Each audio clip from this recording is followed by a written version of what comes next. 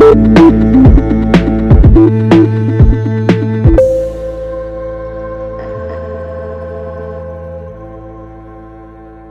continuación nos va a acompañar la doctora María del Carmen Trujillo.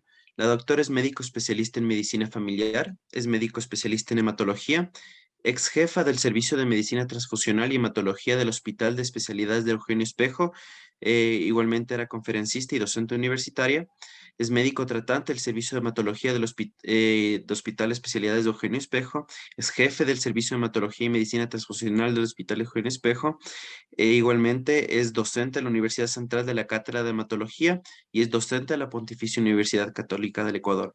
La doctora María del Carmen nos va a acompañar el día de hoy con el tema claves diagnósticas y manejo práctico de las anemias. Muchas gracias, doctora Trujillo. Muy buenas noches. Muchas gracias a los organizadores por la invitación y felicidades por esta iniciativa, que nos reúne hoy como colegas y servidores profesionales de la salud, justamente para intercambiar experiencias en un tema tan importante como son las anemias, y así poderles brindar una respuesta profesional y humanitaria a todos los pacientes que lo necesitan, ¿no?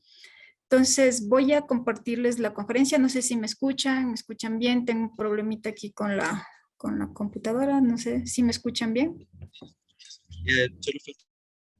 Ay, lo escuchamos bien, solo tendríamos que compartir su pantalla y eso sería todo. Ya, déjenme ver. Tengo problemitas con el internet un poquito, le voy a apagar la cámara para que se mejore la presentación, ¿sí? Perfecto, no hay problema. Déjenme verle. ¿Me avisa si ya está compartida la conferencia?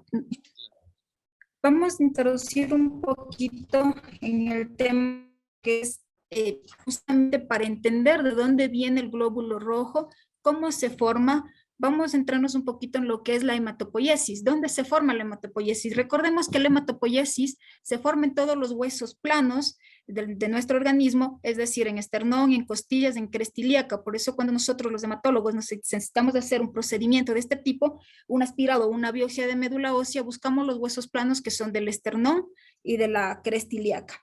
Entonces, ¿qué es la hematopoiesis? A la final, la hematopoiesis es un proceso complejo a través de la cual las células troncales hematopoyéticas proliferan y se diferencian, dando lugar a los distintos tipos de células maduras circulantes, como van a ser los eritrocitos, los granulocitos, los linfocitos, los monocitos y las plaquetas. Lo que nos conlleva hoy justamente es la formación del eritrocito, ¿no? Diversos sistemas de cultivo han demostrado que los progenitores de eritroides tienen diferente potencial proliferativo. Los progenitores de eritroides, desde los más primitivos, son denominadas unidades formadoras de brotes de eritroides, las cuales mantienen una alta tasa de proliferación en respuesta a citoquinas, mientras los progenitores de eritroides más maduros, denominadas unidad formadoras de colonias de eritroides, tienen un limitado potencial de proliferación.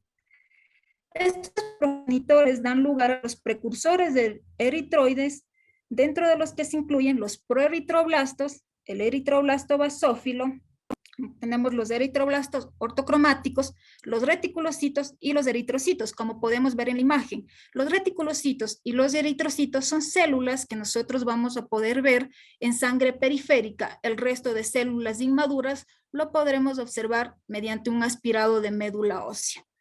En la imagen podemos ver también que hay diferentes formas y tamaños de los globulitos rojos, que más adelante lo vamos a ver, que es la clasificación de las anemias, que nos va a ayudar a clasificar una anemia, ¿no? Entonces, ¿cómo lo llamamos globalmente o cómo lo describimos en una biometría hemática? Lo vamos a describir como anisopoiquilocitosis. Anisocitosis, diferentes tamaños; poiquilocitosis, diferentes formas. Entonces, esa es la forma global de describir. Muchos de ustedes verán en una morfología celular o una biometría hemática que muchos lo ponen anisopoiquilocitosis y muchas de esas es una interconsulta para hematología. Entonces, es muy, digamos, tenemos que conocer justamente por qué se denomina, ¿no? A lo largo de toda esta diferenciación, aquí vamos a actuar, justamente hay una enzima que es la eritropoyetina, que actúa como una de las principales citoquinas reguladoras de la eritropoiesis. Es una molécula producida por células renales y en menor proporción por las células hepáticas. La principal actividad de la eritropoyetina es controlar la producción de las células eritroides a través de la promoción de la sobrevivencia, proliferación y diferenciación de los progenitores eritroides en la médula ósea. Esto es muy importante porque más adelante vamos a hablar sobre un tipo de anemia donde vamos a utilizar este tipo de medicamento que es la eritropoyetina, que lo tenemos, digamos, en forma sintética, ¿no? Pero es importante que conozcamos que el organismo mismo lo produce, las células renales, y vamos a ver justamente qué pasa en los pacientes con enfermedad renal más adelante, ¿no? Entonces, el eritrocito, a la final, es una célula bicóncava, que justamente esta célula bicóncava va a tener un diámetro de 7.8 micras, son anucleados, por lo tanto no contienen mitocondrias, va a estar formado por una membrana, por enzimas y por la hemoglobina, que es la principal que lo compone, ¿no? La hemoglobina, como todos saben, se encarga del transporte del oxígeno. Entonces, ya entrando un poco más en el tema de la anemia. La anemia a la final sigue siendo un gran problema de salud pública. Justamente como trabajo en un hospital de tercer nivel, yo tengo muchas referencias de hospitales de primero o segundo nivel justamente por el tema de anemias que están maltratadas o mal diagnosticadas, ¿no? Que ocupan espacios que podrían ocupar otro tipo de pacientes, como por ejemplo las leucemias o otro tipo de cáncer hematológico, en la cual justamente porque no sabemos diagnosticar o por no dar un tratamiento, entonces nos llena tanto digamos que aglomera tanto justamente los hospitales de tercer nivel. Por eso es tan importante conocer, interpretar una biometría hemática para poder dar un buen diagnóstico de una anemia. Como les decía, sigue siendo un motivo de consulta mucho más frecuente en cualquier parte del mundo. En la OMS calcula que en todo el mundo hay un 42% de niños de menos de 5 años que padecen anemia ferropénica, y por lo general también las embarazadas hay un 40% de estas que padecen anemia, ¿no? Entonces, la anemia a la final no es en sí mismo una enfermedad, sino generalmente un signo de enfermedad. Por lo tanto, el paciente presenta además la clínica de la enfermedad subyacente, es decir, que es un signo, la anemia, por detrás va a venir una patología.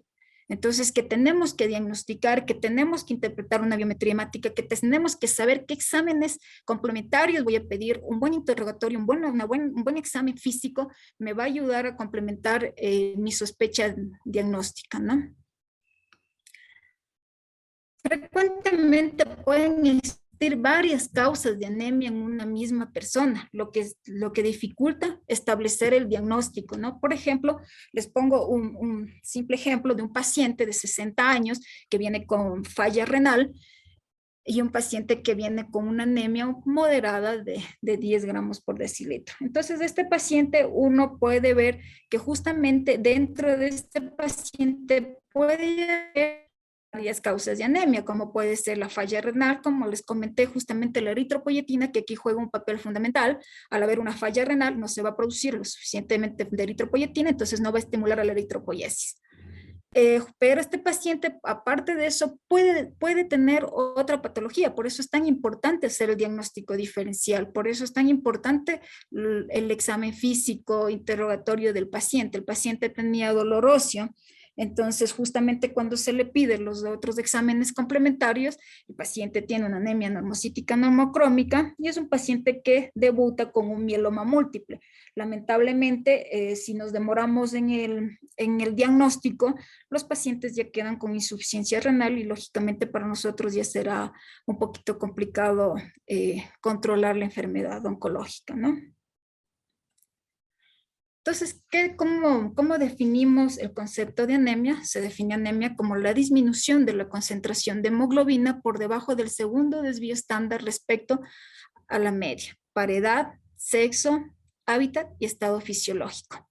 A diferencia de las otras de las otras dos líneas celulares que vendrían a ser los leucocitos, que tenemos un valor estándar que es de 4.000 a 10.000 para los leucocitos, para las plaquetas de 150.000 a 450.000, que no varía. Aquí en la hemoglobina sí, depende el valor normal de las cifras de hemoglobina, va a depender de la edad. No es lo mismo las cifras de hemoglobina de un niño que un adulto mayor. No es lo mismo las cifras de hemoglobina en una mujer que en un hombre.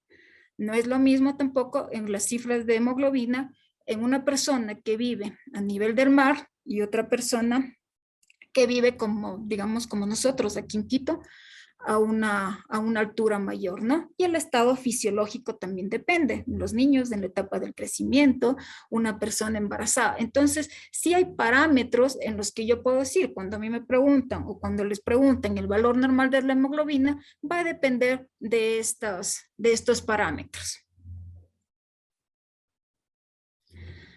Aquí tenemos los valores de referencia, justamente los valores de referencia a los cuales nosotros nos vamos guiando, ¿no? De los valores de hemoglobina, y vemos que ya para una mujer, digamos, una mujer adulta, el valor de hemoglobina va a estar entre 14 y 15 gramos por decilitro, y en un adulto, un varón, de 14 a 16, ¿no?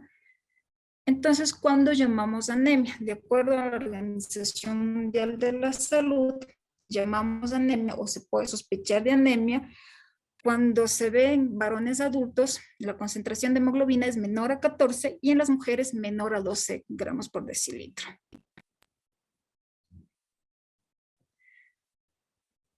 En la fisiopatología, vamos a ver qué pasa cuando el paciente tiene anemia o cuáles son los mecanismos que justamente los compensadores aquí en la anemia, ¿no? La anemia, entonces, ¿qué supone primero? Hipoxia de órganos y tejidos. Para facilitar la oxigenación tisular, el organismo pone en marcha una serie de mecanismos de compensación determinados, lógicamente, por una serie de factores. ¿Cuáles son los factores?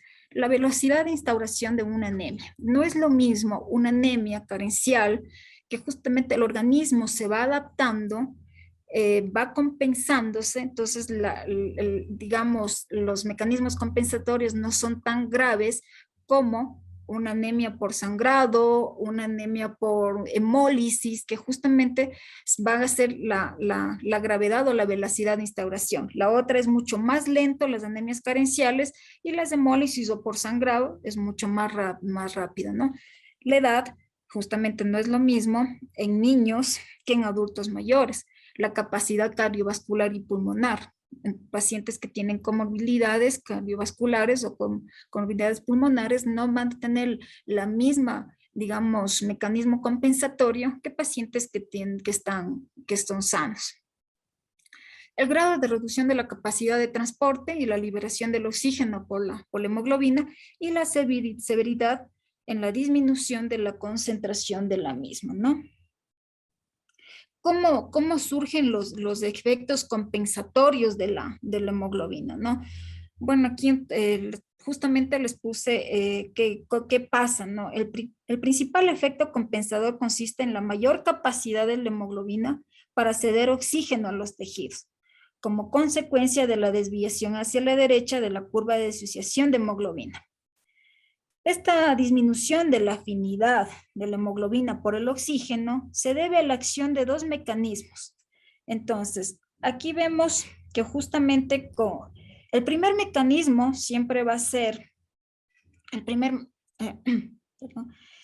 mecanismo va a ser como compensador y muy bueno el incremento de la concentración intracelular del 2,3-difosfoglicerato. Entonces, por lo general, que actúa sobre la hemoglobina disminuyendo de forma eficaz su afinidad por el oxígeno. Entonces, ¿qué tenemos? El siguiente mecanismo compensador en importancia consiste en la redistribución del flujo sanguíneo. Dado que en la anemia existe cierto grado de hipoxia tisular y en algunos órganos como el cerebro y el miocardio precisan para su funcionamiento una concentración de oxígeno mantenida dentro de los límites estrechos. Entonces, lo que se produce aquí es una redistribución del flujo sanguíneo de órganos con menores requerimientos de oxígeno, exacto, puede ser como la piel, el riñón, hacia los órganos que más necesitan. Entonces, hay una redistribución del flujo sanguíneo y una vasoconstricción generalizada, ¿no? Una vez que ya vamos comprendiendo un poquito de la fisiopatología y cómo actúan los mecanismos compensadores de estos mecanismos, ahorita vamos a ver las manifestaciones clínicas de las anemias. Las manifestaciones clínicas de las anemias, aquí no vamos, digamos, es un poco más generalizado de todo tipo de anemia, cómo se puede presentar un paciente, ¿no? Un síndrome anémico establecido versus una anemia, ¿no? ¿Cómo podemos encontrarle a un paciente? El paciente por lo general va a venir con palidez cutánea mucosa, que siempre va a llamar primeramente la atención, cansancio, debilidad muscular, disnea, va a tener angina de pecho, cefalea, cúfenos, incapacidad para la concentración, especialmente en los niños, somnolencia, amenorrea, palidez, taquicardia, soplos, edema. Justamente en los pacientes que tienen anemias hemolíticas vamos también a tener ictericia. Otro elemento principal de la anemia ferropénica en los niños especialmente es la pica, que es la pica, el deseo de comer cosas extrañas. En los niños especialmente se da por el deseo de comer tierra, ¿no? Esa es la pica. Entonces, ¿qué más tenemos que saber? ¿Cuáles son los datos de una anemia en particular, de otros padecimientos sistémicos, ¿no es cierto? ¿Qué puede obtener el paciente? Un sangrado crónico. Justamente estos pacientes van a tener una anemia ferropénica, una anemia justamente por infecciones, las anemias por procesos crónicos, insuficiencia renal, padecimientos, como les dije, de inflamatorios crónicos, hepatopatías, padecimientos metabólicos, enfermedades del tejido conjuntivo, padecimientos oncológicos, etcétera. Es decir, como les dije al principio, detrás de una anemia siempre va a haber alguna patología, por lo que más adelante vamos a ver cómo se trata, ¿no? Primero tenemos que tratar justamente la patología que conlleva a que tenga una anemia. Por eso es tan importante la historia clínica, es tan fundamental recoger datos de la historia clínica, como por ejemplo en las anemias que vamos a ver, las hereditarias, las hemolíticas hereditarias, es importante conocer si familiares de esa persona tienen anemia o desde cuándo tiene anemia. No es lo mismo que un niño que haya debutado siempre con anemia a un adulto que recientemente debuta con anemia, ¿no? Por eso es muy importante la alimentación, cómo se alimenta, justamente medicamentos que tome, enfermedades, todo esto es tan importante. Por eso el interrogatorio es muy, muy importante en estos pacientes, sintomatología B, como es la pérdida de peso, el decaimiento, sudoración nocturna. Entonces estaremos frente a un padecimiento oncológico. Entonces, la historia clínica a mí me va a guiar mucho más para poder llegar al nosológico o a la presunción de no tengo, ¿no? Justamente por el ejemplo que les decía, la anemia detectada en niños desnutridos o enfermos, digamos, o enfermos con pobre alimentación sugiere una causa nutricional. Si yo sé que un niño no se alimenta bien o una persona es vegetariana o vegana, justamente no come carnes, yo sé por dónde va una mujer que tenga alteraciones en sus periodos menstruales, personas que tengan como la presencia de ictericia, sabemos que son las anemias hemolíticas, que puede ser autoinmune, no autoinmune, que son las congénitas hereditarias, el sangrado crónico por cualquier, digamos, hay que investigar parasitosis, ingesta crónica de medicamentos, como tenemos la aspirina, que lamentablemente los pacientes se toman sin prescripción médica, ¿no? Que a la final laceran el estómago y vamos a tener sangre oculta en esas, y con eso nos va a llevar a que debuten luego los pacientes con una anemia ferropénica. Hemorroides, la hematuria, padecimientos ginecológicos y otras causas de hemorragias.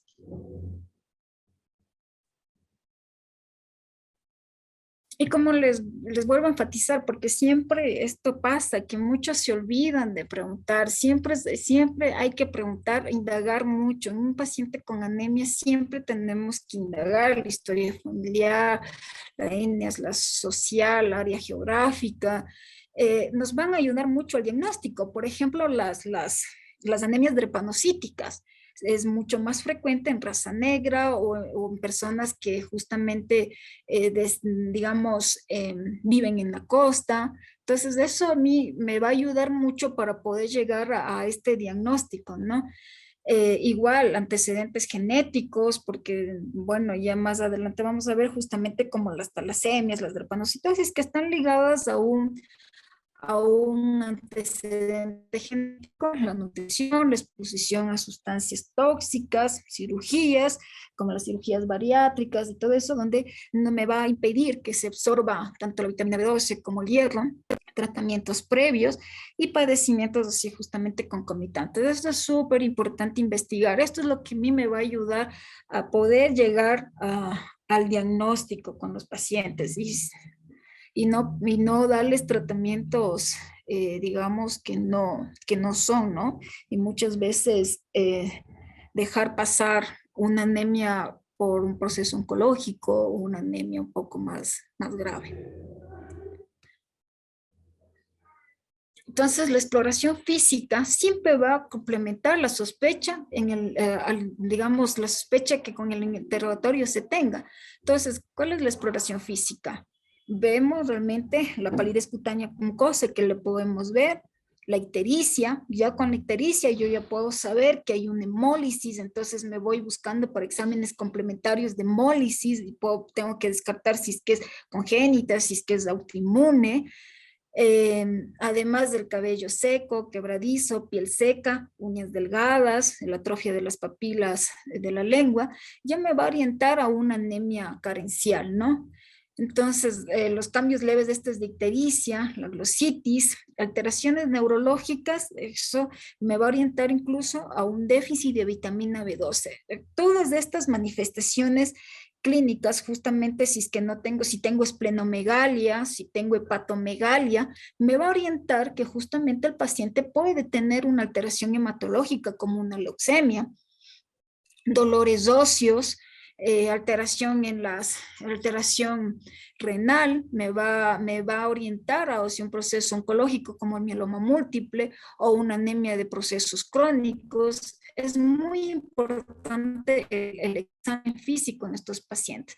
Y nunca se olviden igual la presencia incluso de adenopatías, la presencia de digamos, de adenopatías que también me va a orientar hacia un proceso oncológico. Estos pacientes, por lo general, entonces, tenemos que hacerle un buen examen físico. Lamentablemente, nos estamos olvidando de hacer un examen físico, de palparle al paciente, de preguntarle al paciente, y con esto no nos ayuda a obtener datos significativos. Eso, como les dije, justamente la asociación de otras manifestaciones como la esplenomegalia puede estar en sospecha de una leucemia aguda, ¿no? Justamente aquí me acordé ahora que muchos pacientes llegan referidos de un segundo, primer nivel, llegan por una anemia y justo me llegan como la doctorita me dijo que tengo principios de leucemia, que si no me trataba me iba a dar una leucemia. No, eso es un mito. O el paciente tiene leucemia o no tiene leucemia, no hay principios de leucemia, ¿no? Entonces,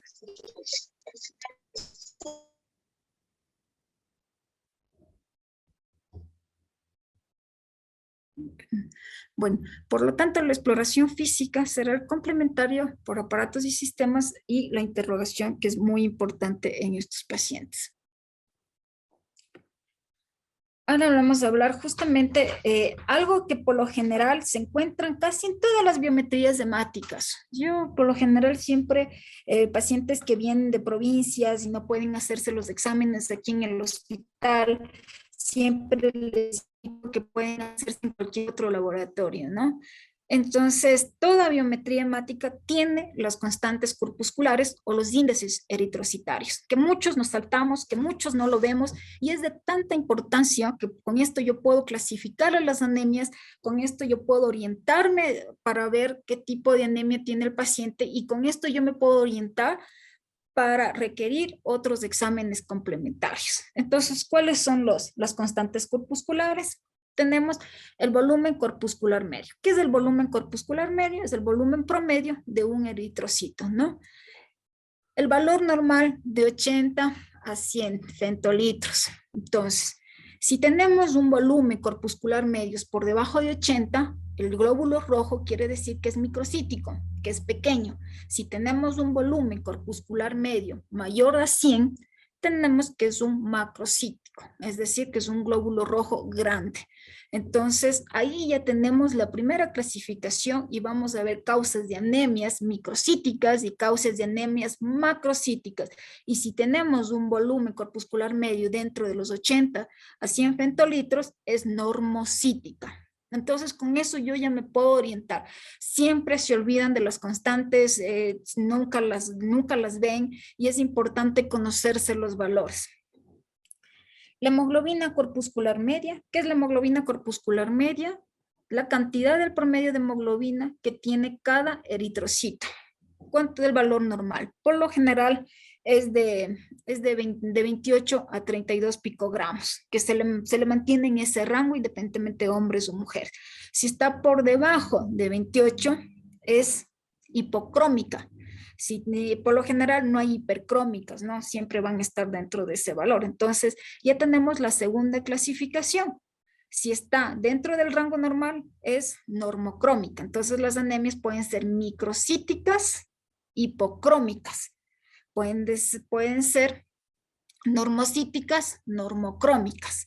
Entonces, eso es importante conocer las constantes y la concentración de hemoglobina corpuscular media es la concentración media dentro de cada eritrocito, que se puede expresar igual en gramos por decilitro, ¿no? Entonces, esto es tan importante para mí porque de acuerdo a esto yo voy a clasificar a las anemias. Esto es tan importante verla justamente con eso. Si yo tengo un valor normocítico, normocrómico, es decir, que el glóbulo rojo está dentro de los parámetros normales. Entonces, no hay una deficiencia de hierro o no hay una deficiencia de vitamina B12, entonces vamos a estudiar qué puede haber, cuál dentro de las causas de este tipo de anemias, ¿no? Entonces, aquí como les dije, justamente se puede clasificar de acuerdo también aquí, aparte de esta clasificación, eh, morfológica que tenemos de verle cómo están los eritrocitos, cómo está el volumen, vamos a tener también la otra clasificación, que son las anemias arregenerativas y regenerativas. ¿Qué quiere decir arregenerativas? En este caso, quiere decir que son anemias que donde está bajo la hemoglobina y el hematocrito, pero con retículos normales o bajos. Otro parámetro de la biometría hemática que muchos médicos se olvidan, que son los reticulocitos. Y para mí los reticulocitos tienen mucha información, es una información invaluable, como yo diría. Entonces, justamente cuando yo veo una biometría y hay una anemia, pido reticulocitos. ¿Eso qué quiere decir? Si los reticulocitos están normales o bajos, quiere decir que la médula no está produciendo, que no hay una respuesta medular. Es decir, algo le falta a la médula, puede ser justamente como son los sustratos del hierro, vitamina B12, para producir glóbulos rojos. Algo está pasando con la médula, o como puede ser en las aplasias medulares, ¿no? Que justamente el paciente no hay mismo, la médula ósea no está produciendo por mecanismos inmunológicos, entonces deja de producir, entonces, pero tampoco tengo reticulocitos. A mí eso me da una información tan importante que con eso yo puedo ver si es que le hago o no le hago un aspirado. Un aspirado de médula ósea en paciente es un procedimiento agresivo, doloroso, que requiere ya un poco más de experticia. Entonces a ustedes como médicos los retículos les va a ayudar mucho. Entonces, si no está produciendo reticulocitos, algo está pasando con la médula, entonces empezamos a hacer la investigación, ¿no? ¿Y cómo sacamos igual el conteo de retículos corregidos, ¿no?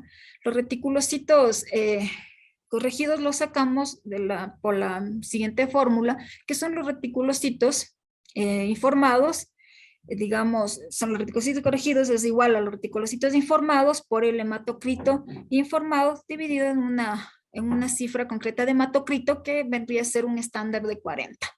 Entonces, esa información a mí me da. Como les dije en la primera vez cuando vimos hematopoiesis, los reticulocitos realmente no deberían estar en sangre periférica, pero cuando hay una respuesta medular exagerada es cuando nosotros podemos ver estos reticulocitos en sangre periférica, ¿no? Entonces, bueno, ahí les puse una laminita más o menos como podemos ver, nuevamente enfatizo en la clasificación morfológica, cuáles son las anemias microcíticas, macrocíticas y normocíticas. Entonces vamos a ver aquí las anemias microcíticas hipocrómicas, ¿ya?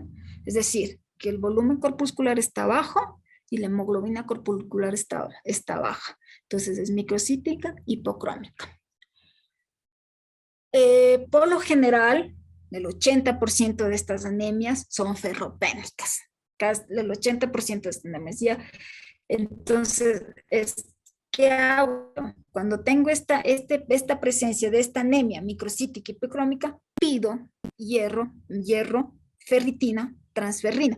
Eso es importante conocer todos estos exámenes complementarios que ustedes pueden, porque muchos piden hierro y está bajo, y el hierro puede estar bajo en anemia de procesos crónicos, pero ustedes tienen que pedir todo el perfil para saber cómo está el hierro, cómo está la transferrina, que es la proteína transportadora del hierro, cómo está la ferritina, que es la forma de almacenamiento del hierro, porque muchas veces yo puedo tener una anemia leve, pero con una ferritina muy baja, es decir, que las reservas de hierro ya están muy bajas, entonces yo ya necesito instaurar tratamiento para evitar, lógicamente, que después que el paciente tenga una anemia, ¿no? Si el paciente tiene, entonces, que sea raro, que tenga el perfil de hierro normal, entonces que vamos a buscar otras posibilidades diagnósticas con anemia microcítica hipocrómica, como son las anemias sideroblásticas, las anemias de enfermedades crónicas que también se puede ver, o algún tipo de talasemia. Dentro de las más frecuentes son las talasemias, pero bueno, el interrogatorio me va a ayudar justamente con familiar va a tener anemia, sea el padre o la madre, y la anemia va a ser, digamos, de larga data, es decir, que viene arrastrando desde la infancia, ¿no? Entonces, pero la principal causa de anemia microcítica hipocrómica es la anemia ferropénica. Las anemias macrocíticas, entonces ya hablamos de las microcíticas, ahora vamos a las macrocíticas, que tenemos un volumen corpuscular medio mayor a 100. Esta por lo general se ve alteraciones justamente en la vitamina B12, ¿no? Entonces, aquí la mayoría de las anemias son por déficit de vitamina B12, como pueden ver en la figurita, un glóbulo rojo grande. Esto es por la macrocitosis, son las anemias macrocíticas por déficit de vitamina B12. También se puede ver si lógicamente dosificamos vitamina B12, aparte de estas anemias, de la anemia megaloblástica, como no hay sustrato como es la vitamina B12 y el ácido fólico, no se puede formar una mitosis adecuada de las células y por lo tanto el paciente incluso puede debutar con pancitopenia, es decir, que como no se forman los glóbulos blancos ni las plaquetas, el paciente puede debutar con una pancitopenia, leucocitos bajos, hemoglobina baja y plaquetas bajas, ¿ya? Y muchos ahí sí se asustan y justamente el paciente tiene que ser trasladado a un tercer nivel porque ya tiene una leucemia y pobre paciente se asusta muchas veces, ¿no? Entonces, eso es importante saber que esta anemia debuta de esta forma, ¿no? Es importante hacer justamente el LDH, la lactato deshidrogenasa, y para valorar justamente en estos pacientes la LDH se encuentra súper aumentada. Y bueno, ya en casos justamente para ver otro tipo de macrocitosis o otro tipo de anemia, muchas veces requiere un aspirado de médula ósea, ¿no? Como les dije, si la LDH es un examen de laboratorio que nos va a ayudar, lógicamente, la dosificación de ácido fólico y vitamina B12, podemos estar en presencia de esta anemia megaloblástica. Si la LDH no está elevada y no hay cambios megaloblásticos en la médula, se clasificará como anemia macrocítica no megaloblástica, que por lo general es muy frecuente ver en los pacientes que tengan hepatopatías. Además, también se puede ver en los pacientes que debuten con los síndromes mielodisplásicos, que también pueden debutar con macrocitosis, ¿no? Y sin LDH elevada. Y justamente ya en la médula ósea podemos observar los cambios displásicos que puede tener este paciente, ¿no? Cuando encontramos un déficit de vitamina B12, también podemos practicar lo que es la prueba de que permite definir la existencia de una anemia perniciosa, ¿no? Por una mala absorción intestinal. Entonces, es súper raro que los pacientes debuten solo con con déficit de ácido fólico. Es muy, muy raro. Entonces, en estos pacientes, por lo general, sí es que hay que buscar un tema de desnutrición severa, etilismo crónico, una mala absorción, medicamentos, pero es súper raro. Por lo general, siempre están mezcladas las dos. Con ácido fólico y vitamina B12. Siempre están, digamos, lleva una anemia mixta, incluso a veces también se puede encontrar anemia carencial tanto de hierro como de vitamina B12 y ácido fólico. Pero así solita, por lo general no.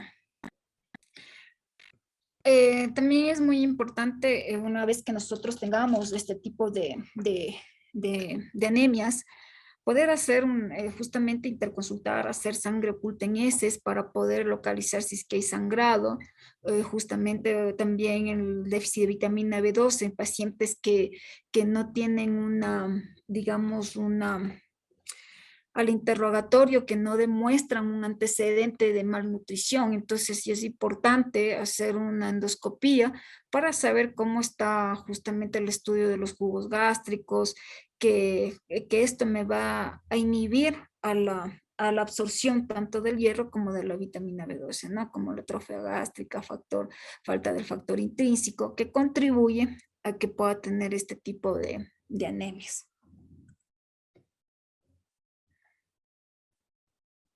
Anemias normocíticas regenerativas, mil disculpas, y es regenerativas, no, perdón, es regenerativas, perdón.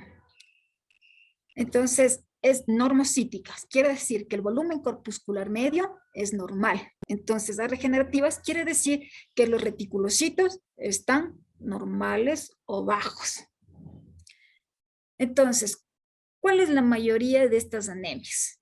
Por lo general, la mayoría de estas anemias son, por lo general, normocíticas, normocrómicas, son las de enfermedades de procesos crónicos o ya otras patologías, como les acababa de decir, el mieloma múltiple. Yo enfatizo mucho en el mieloma múltiple porque he tenido varios pacientes que lamentablemente de la mayoría debutan con anemias y dolor óseo, y muchos de los médicos lo que le mandan a poner al paciente es neurobión y darle hierro por vía oral, y los pacientes después se complican ya con insuficiencia renal y con el mieloma múltiple tiene afectación justamente en los huesos con fracturas patológicas, ¿no? Entonces, la primera manifestación del mieloma es una anemia normocítica, normocrómica. Entonces, claro que yo tengo que sospechar en la sintomatología, ven, hacerle un buen diagnóstico, no simplemente recetar medicamentos por recetarle al paciente. Y porque yo tengo muchos pacientes que primero dieron 10,000 vueltas antes de llegar para el hematólogo, ¿no? Ya cuando tenemos estos casos de anemias si es que no es por enfermedad crónica, si el paciente no tiene antecedentes de tener alguna de estas enfermedades, lupus, enfermedades del colágeno, enfermedad renal o algunas otras diabetes que justamente ya tengan afectación renal. Entonces ya tengo que pensar en otra cosa, ya me toca ahí hacerle un aspirado de médula para investigar otras patologías, ¿no? Como infiltración, incluso podemos tener infiltración también de otros tipos de cánceres o infiltración de otras patologías, como por ejemplo las enfermedades de depósito o incluso también las hipoplasias puras del rojo. Tenemos por ahí una patología que no es muy conocida, que les invito a leer, que es muy, muy bonita, la fisiopatología de esta enfermedad, que es la hemoglobinuria paroxística nocturna. Muchos de ellos debutan con anemia y después pueden debutar con aplasia medular. Entonces, al no tener, como yo les digo, siempre uno tiene que seguir buscando. Por lo general, las anemias son la primera manifestación de alguna enfermedad. Yo he tenido muchos pacientes con anemias hemolíticas que los he tenido 2 o 3 años en consulta y a la larga terminan debutando con un proceso oncológico como son los síndromes linfoproliferativos crónicos. Siempre tenemos que, como les digo, investigar, buscar, ver qué es lo que tiene el paciente, ¿no? Entonces eso lo podemos hacer como médicos generales, como médicos de familia. No necesariamente tiene que llegar al hematólogo para hacerle todos estos estudios, lo podemos hacer desde nuestros consultorios. Ahora tenemos las anemias regenerativas, dejamos atrás un poco las anemias regenerativas, a las que no producen reticulocitos. Aquí vamos a ver a las regenerativas, que es la otra, digamos, la otra cara, ¿no? ¿Qué es de aquí? Se refiere a los casos con disminución de hemoglobina y hematocrito, con reticulocitos corregidos y elevados. Frecuentemente estas anemias por lo general se le informan como normocíticas, incluso algunas pueden ser macrocíticas. ¿Por qué macrocíticas? Aquí el volumen, digamos que el volumen corpuscular está alto, muchas veces no es por eso, simplemente es porque el retículo es una célula mucho más grande, mide mucho más que el globulito rojo maduro. Entonces como la médula está produciendo tanto, el equipo o donde se le hace la biometría lo cuenta como globulito rojo o lo cuenta como una célula más grande, ¿no? Entonces, pero lo que realmente tenemos ahí son reticulocitos, por eso puede haber como una falsa macrocitosis, ¿ya? Y la basofilia, que justamente basófilo que podemos ver nosotros en los globulitos rojos, que eso significa la producción de glóbulos rojos, digamos, inmaduros, ¿no? Justamente también cuando nos podemos equivocar o ver justamente cuando hay unos retículos dentro del tratamiento de la anemia ferropénica a los 8 o 15 días para ver si es que la médula está produciendo. Tenemos como una respuesta elevación de los retículos que también nos puede hacer confundir, pero justamente, pero ya vamos a tener el antecedente de que el paciente estuvo tomando hierro. Entonces, aquí ya en estas, cuando tenemos los retículos altos, cuando tenemos una reticulocitosis, ya tenemos que pensar en la posibilidad diagnóstica de una anemia hemolítica, sea autoinmune o no sea autoinmune. Entonces, ¿cómo vamos a hacer el día? ¿Cómo ya vamos, qué vamos a pedir o qué exámenes complementarios? Primero el paciente va a venir ictérico, lógicamente, porque va a haber un aumento de la bilirrubina a expensas de la indirecta, ¿no? Y también vamos a ver la elevación de la LDH, de la lactato de deshidrogenasa. Para saber si es que esto es, no sé si está más adelante, para saber si es que es autoinmune o si es que es una anemia hemolítica autoinmune o es una anemia hemolítica congénita, la prueba, la que más la hacemos es el CUMS, ¿no? Justamente en las autoinmunes el CUMS directo va a estar positivo y en las hemolíticas el CUMS directo va a estar negativo en las hemolíticas congénitas. Es muy importante ver la morfología. Aquí justamente sí me ayuda mucho la morfología de los eritrocitos, porque con eso yo puedo ver diferentes alteraciones que yo pueda tener en el glóbulo rojo que me indiquen que estoy frente a una anemia, por ejemplo, con alteraciones en la membrana, con alteraciones en la hemoglobina o con alteraciones en las enzimas. Entonces, la morfología eritrocitaria me va a ayudar mucho, para lo cual yo voy a pedir una morfología celular.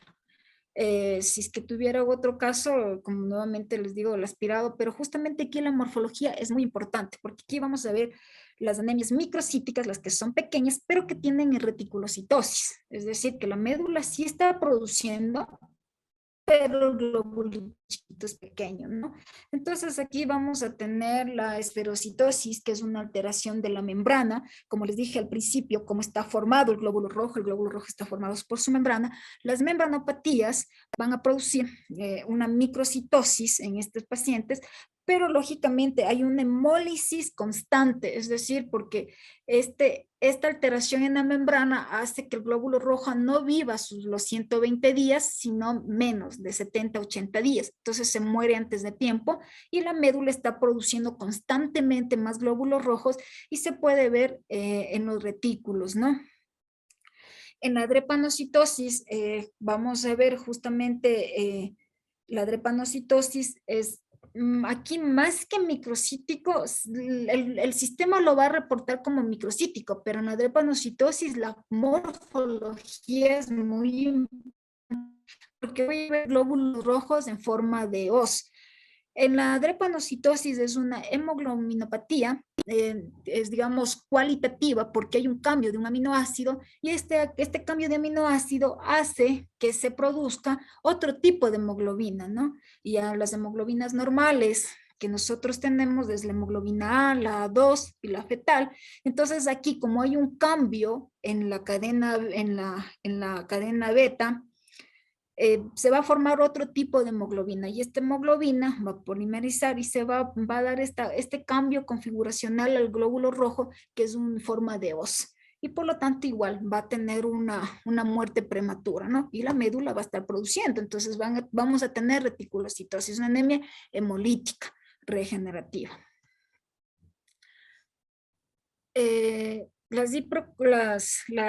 Las microcíticas e hipocrómicas, aquí vamos a ver a las talasemias, que esta es igual, una patología donde también es una hemoglobinopatía, pero aquí es cuantitativa, porque aquí lo que se va a afectar son las cadenas de la hemoglobina. Vamos a tener, si es que es un déficit de la cadena alfa, las alfa talasemias, y si es un déficit de las cadenas beta, las beta talasemias.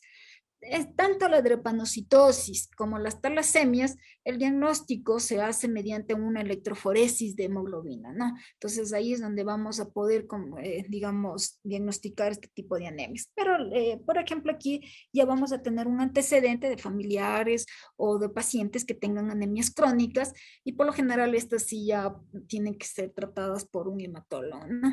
Y con un consejo multidisciplinario, genetistas y algunos más. Anemias regenerativas, perdón, y regenerativas normocíticas, es decir, que el volumen está normal. Aquí son las anemias hemolíticas autoinmunes, como les decía, la prueba de clave aquí es el CUMS directo, que va a estar positivo, ¿no? El indirecto casi no se lo realiza muy frecuente. Es muy raro que tengamos anemias hemolíticas autoinmunes CUMS negativo. Puede haber, por ejemplo, en la hemoglobinuria paroxística nocturna, se ve el CUMS directo negativo. Se puede ver también en la PTT, que es otra patología que manejamos mucho los hematólogos, que hay una anemia hemolítica CUMS negativa, pero la mayoría, el 80% de las anemias hemolíticas autoinmunes, el CUMS es positivo.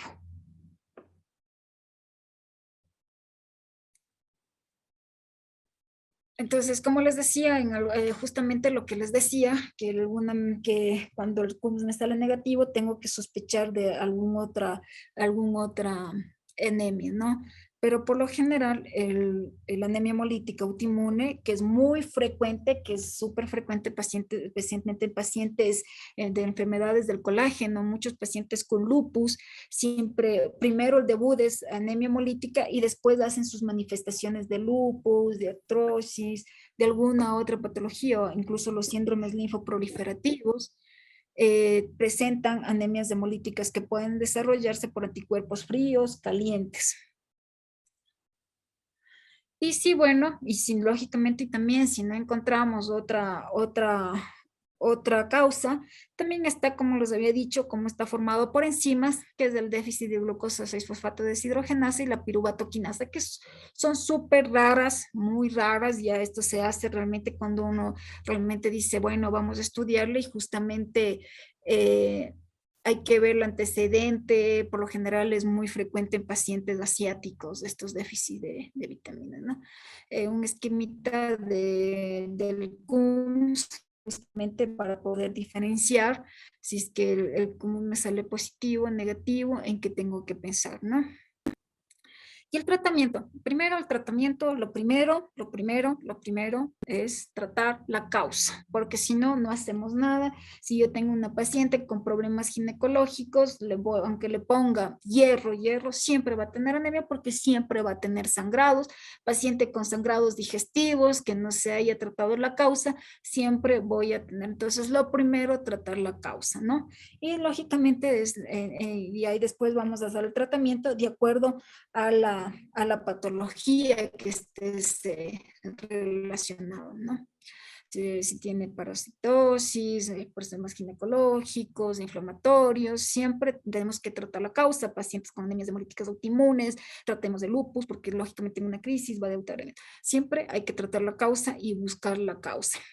En las anemias carenciales que vamos a indicar, el hierro, la primera vía de elección es la vía oral. Si está contraindicado, usamos el hierro parenteral, una dieta adecuada. Es muy importante conocer hasta cuándo doy el tratamiento del hierro. El hierro por lo general se mantiene en tratamiento, yo los mantengo hasta los 6 meses, hasta llenar las reservas. ¿Cómo yo veo las reservas si están llenas? Con la cuantificación de ferritina. Entonces, no suspender el hierro, especialmente enseñarles a tomar el hierro, alejado de las comidas, no puede ser con las comidas, libre de justamente si se pueden ayudar con vitamina C, mucho mejor, ayuda a la absorción, libre de lácteos, de tés, que estos van a hacer que inhiba la absorción del hierro. Entonces ahí no le ayudo en nada a los pacientes, ¿no?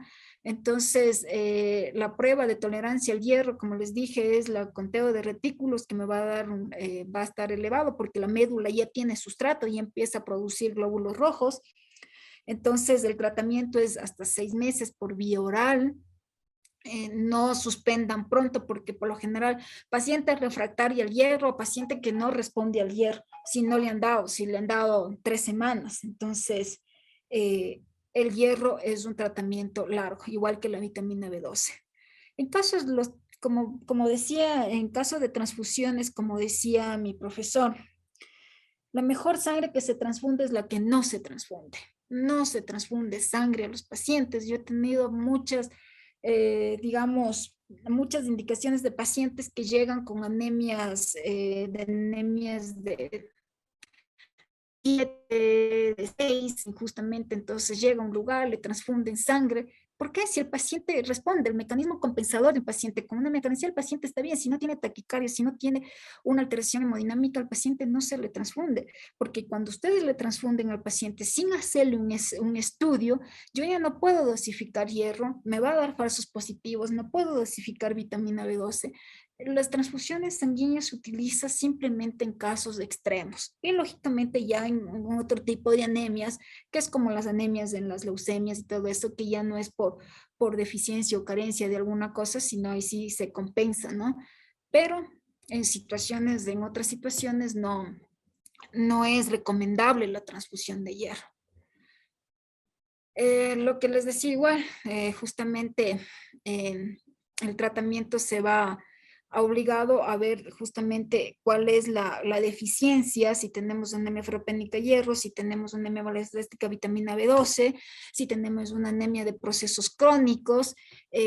Vamos a ver que justamente aquí se utiliza la eritropoyetina, que va a estimular a la producción justamente de glóbulos rojos, y lógicamente si tenemos ya otras patologías un poco más cruentas como la aplasia medular, ya será otro tratamiento que es exclusivo de especialidad como el trasplante de médula ósea, ¿no? Entonces, siempre hay que determinar primero la causa para poder determinar el tratamiento. Justamente conocer el mecanismo de absorción del hierro, dónde se absorbe, cómo se absorbe el hierro, cuánto puedo dar. Es que es muy importante eso para poder utilizar los diferentes fórmulas de hierro que hay, ¿no? ¿Cuándo está indicado el hierro parenteral? Porque muchas veces les dan, no responde, entonces hierro parenteral. Como les digo, la primera opción sigue siendo vía oral en casos justamente de que haya atrofia gastrointestinal, cuando hay digamos, cuando los pacientes tienen mala absorción, cuando tienen pobre adherencia al hierro, es decir, que tienen efectos. Yo tengo varios pacientes que tienen efectos colaterales al hierro, no toleran. Entonces, pacientes con cirugías bariátricas que lógicamente no tienen por dónde absorber el hierro, entonces se utiliza el hierro parenteral, ¿no? Las anemias de procesos crónicos, justamente hay varias patologías, como les había dicho, que pueden estar en relación con las anemias de procesos crónicos, varias enfermedades en las que uno tiene que buscar, ¿no? Las endocarditis, las osteomielitis, las infecciones renales, el lupus, carcinomas, vasculitis, varias patologías, ¿no? Entonces, ¿qué pasa aquí? Que justamente el hierro se queda acumulado en los macrófagos. Entonces, este hierro no sale, incluso por eso en el laboratorio podemos tener hierro bajo, pero una ferritina elevada. Entonces, es decir, que tengo que utilizar, aquí va una enzima muy importante que es la epsidina, que no deja que salga ese hierro de los macrófagos, que no se pueda reutilizar. Por eso es importante el tratamiento aquí con eritropoyetina. En algunos pacientes, junto con la eritropoyetina, se utiliza dosis muy pequeñitas de hierro para estimular la eritropoiesis, ¿no? El diagnóstico por el diferencial de las anemias por anemias de procesos crónicos, por anemias por deficiencias de hierro, como justamente puedo hacer el diagnóstico diferencial, porque les digo, en una anemia de procesos crónicos puedo tener microcitosis, puedo tener un déficit de hierro, pero aquí la ferritina es la que va a estar, justamente la que me va a indicar a mí cómo está, porque la ferritina mide depósito.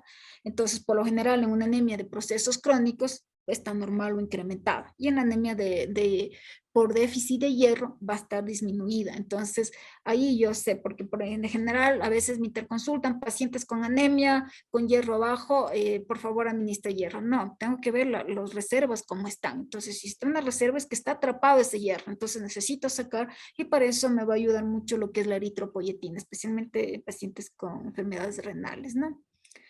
Tratamiento igual, como les había dicho, la transfusión no, justamente los agentes de la eritropoyetina que son muy buenos en las anemias de procesos crónicos.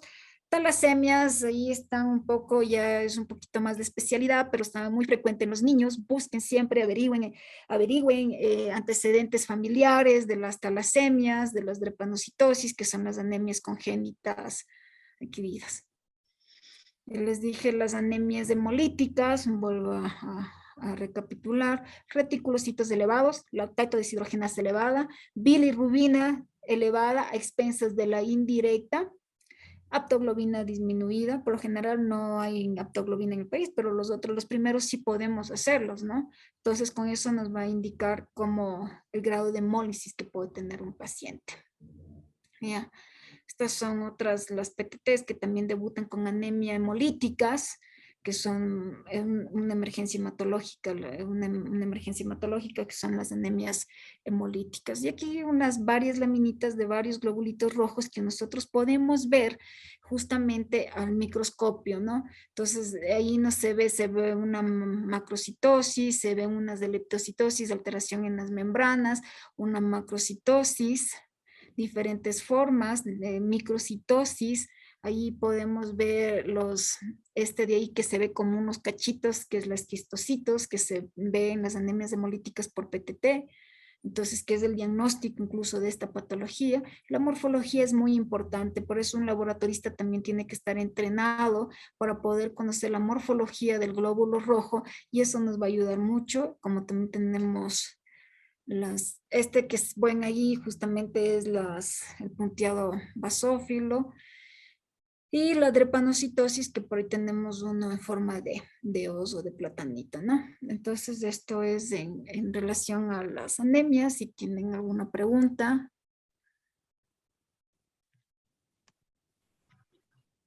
Muchas gracias, Doc. Bastante completa su charla realmente sobre el manejo de las diferentes anemias y sobre lo que podemos observar en cada una.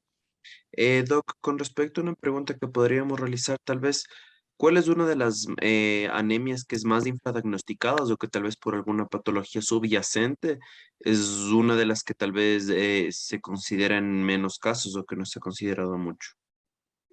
Ya, dentro de las anemias, las subdiagnosticadas sigue siendo la ferropénica a la final, porque son pacientes que por lo general, a ver, aparte de subdiagnosticadas, no se les da bien el tratamiento o no se les diagnostica la causa, y entonces por lo general los pacientes llevan años con esa anemia, entonces no damos un buen diagnóstico a los pacientes.